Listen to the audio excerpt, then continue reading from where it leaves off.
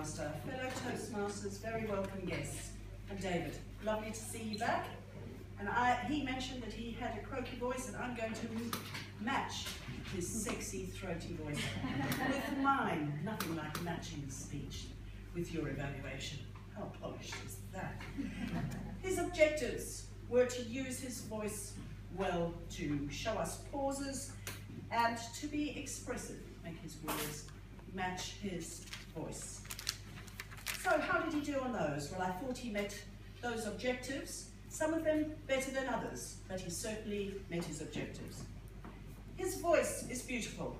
It's like creamy velvet. You could listen to it all night, and it was good because sometimes David does speak longer than allocated time, but tonight his timing was very good.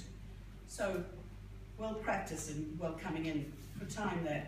Pauses. Did he use pauses well? Well, I thought there were more opportunities, but he showed us a fantastic demonstration of pausing for effect. He was talking about hearing a pin drop, and he very bravely was silent for 3 seconds. That is extremely brave. When you're up here, a pause seems like forever. And he demonstrated that so beautifully without flinching. Well done there. I thought there were other opportunities that he could have used for pausing, and I'll come on to that at the end.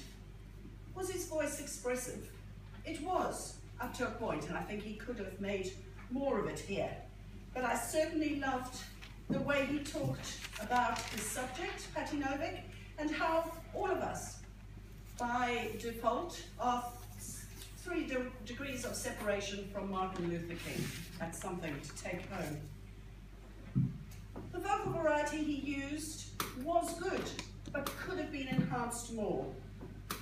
He talked about marching and singing, and I think here he could have demonstrated some singing. I won't, and perhaps it was because he has a throaty voice, and that's going to be my excuse. I will not sing for you tonight. But I thought that was a good opportunity to use it. Especially in a gesture, he could have marched and shown us that particular aspect of the speech. He could have also used gestures when he was talking about the confrontation between those for the black vote and those against, the throwing of stones and the people being frightened and scared. He could have used that vocal variety to show the women vulnerable and frightened of these oppressors. And the bit that I really would have liked to have seen him milk for lots of dramatic effect was his final quote at the end, when he was talking about where have your feet been today? And I think he could have paused, come forward, because he was quite far back on the stage, come forward to all of us and said, where have your feet been today? And then paused again for us. But all in all, with those things put in for the next speech, I think he's going to go on to great things. Mr. Toastmaster.